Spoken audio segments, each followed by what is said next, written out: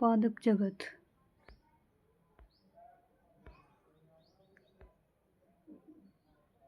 पादप जगत मोस एवं मार्केसिया किसके अंतर्गत आते हैं? यह आते हैं ब्रायोफाइटा के अंतर्गत। ब्रायोफाइटा के अंदर मोस एवं मार्केसिया आते हैं। इसमें प्रायः पहाड़ियों में नम छायादार क्षेत्र पाए जाते हैं। ब्रायोफाइटा को पादप जगत के उभयचर भी कहा जाता है। ये भूमि पर जीवित रह सकते हैं किंतु लैंगिक जनन के लिए जल पर निर्भर होते हैं। प्लास्टिड्स जिसमें कि रंग का रंजक क्लोरीन होता है, क्लोरोप्लास्ट कहलाते हैं। ये हरे रंग के होते हैं। क्लोरीन का रंग, जो पत्तियों का रंग है, क्लोरीन के कारण ही क्लोरीन पाया जाता है। क्लोरोप्लास्ट इसके लिए जिम्मेदार होता है। साइकस और पाइनस किसके पौधे होते हैं? ये जिम्नोस्पर्म के पौधे होते हैं। नगन बीज उत्पन्न करने वाले पादप हैं। निम्नलिखित में से कौन सा टेरिडोफाइटा की विशेषता है? इसमें स्पेरोफाइटस शाखियाँ होते हैं। ये पुष्प एवं बीज उत्पन्न नहीं करते। उनके पास लिग्निन युक्त वास्तविक संवहन ऊतक नहीं होता। उनके जीवन चक्रों पर ग्रेमेटोफाइट की अवस्था का प्रभुत्व नहीं होता।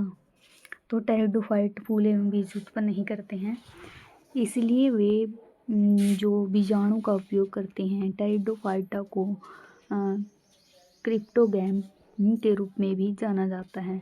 फॉरेंस एंजिला टेरिडोफाइटा के उदाहरण हैं।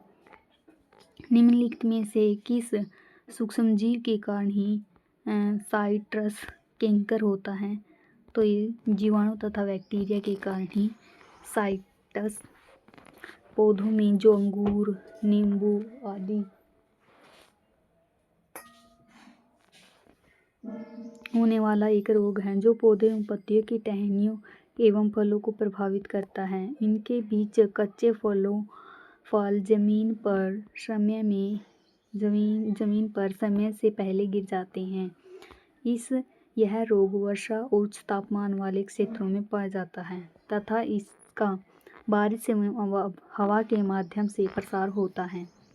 किस फूल के अंडाशय के अंदर छोटे छोटे मनके जैसी संरचनाओं को क्या कहा जाता है? बीजांड। के अर्थ के बीच एक अंडा होता है। किसी भी बीज उत्पन्न करने के लिए पादप में बीजांड वह संरचना होती है जो मादा प्रजनन कोशिकाओं का निर्माण एवं भंडारण होता है।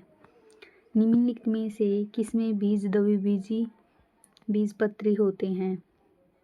गुलाब के अंदर जो बीज हैं द्विबीजपत्री पौधे होते हैं जिसके अंदर बीज दो पत्र होते हैं। बीज में दो पत्र हुए हैं। गुलाब हो गया, कपास हो गया, सरसों हो गया, दलहन हो गया और गुड़हल, ये इसके उदाहरण हैं।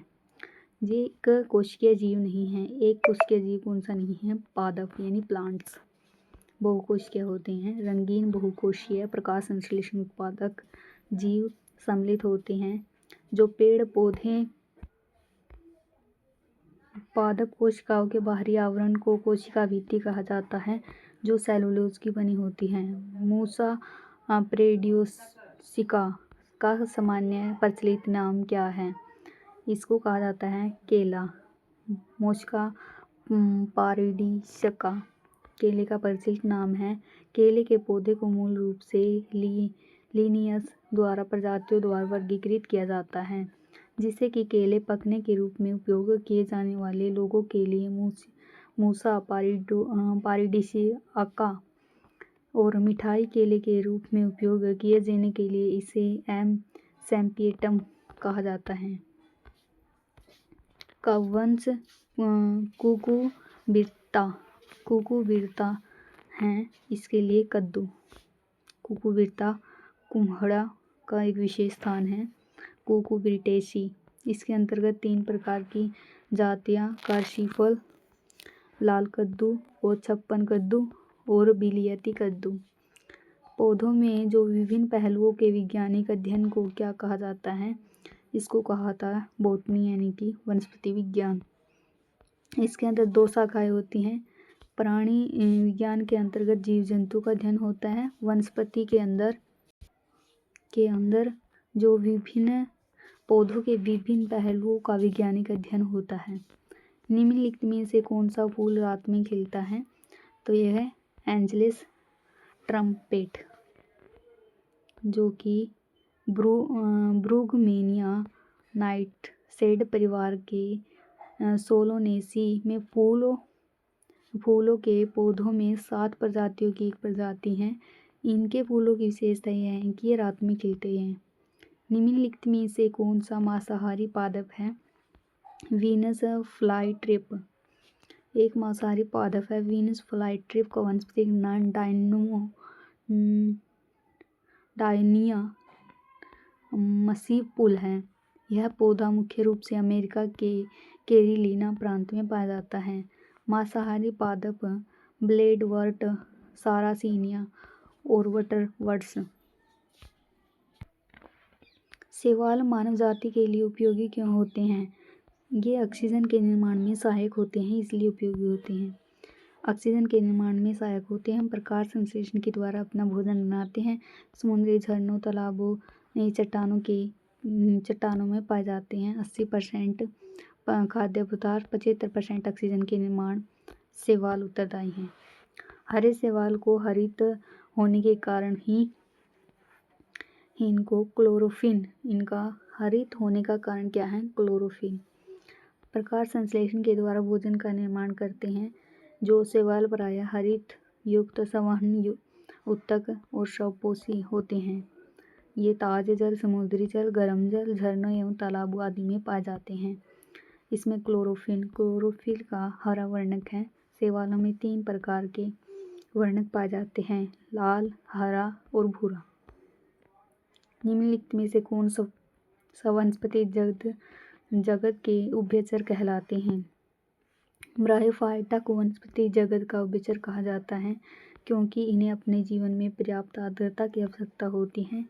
निषेचन के लिए जल की आवश्यकता होती है। वैज्ञानिक ब्रायोफाइटा समुदाय को वनस्पति जगत का उभयचर कहा जाता है। निम्नलिखित में से कौन सा फूल का भाग है?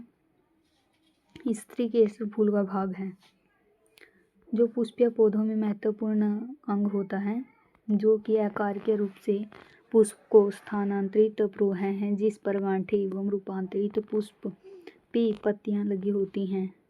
पुष्प प्रायः तने, शाखाओं के शीर्ष एवं बीज उत्पन्न करते हैं। इसके भाग कई होते हैं, बाह्यपुंज, दलपुंज, पुंकेसर और स्त्रीकेसर।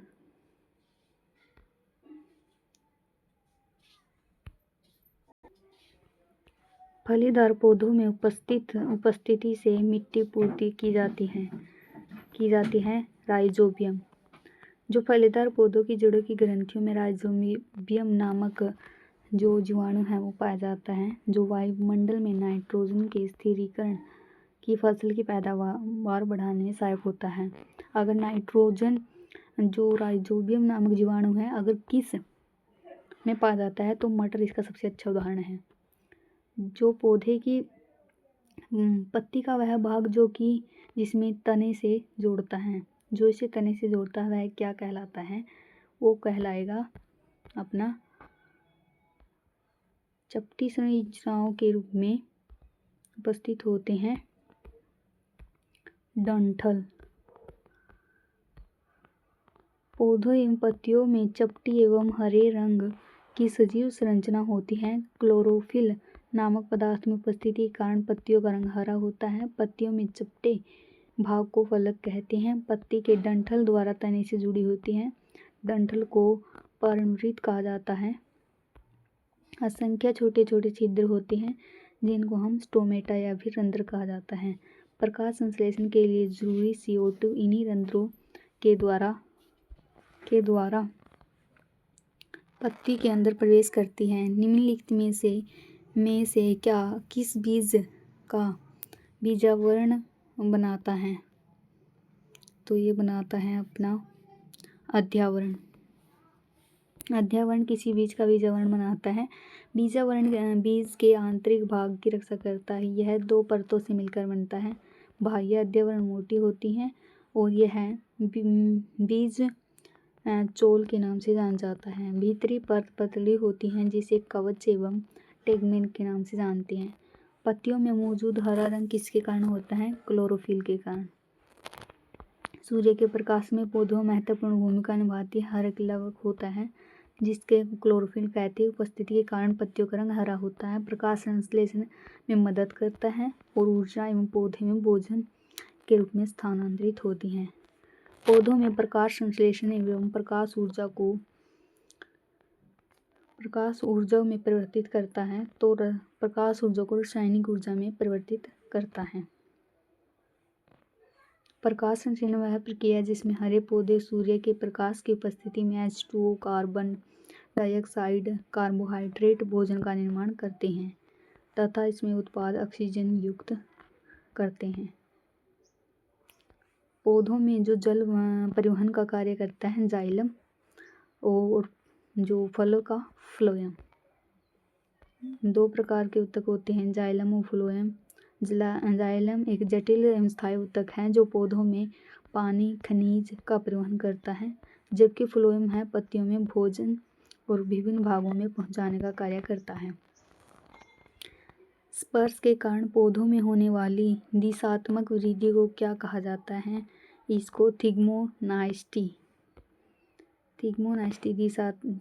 कहा जाता है। थिग्मोनास्टी सिस्टोमोनास्टी एक प्रकार के पौधों में कवकीय प्रजातियां शामिल होती हैं जिसमें लिग्यूमिनेसी, उपकुल में मिमोसाइडिया, डायनिया जैसे पौधे आते हैं।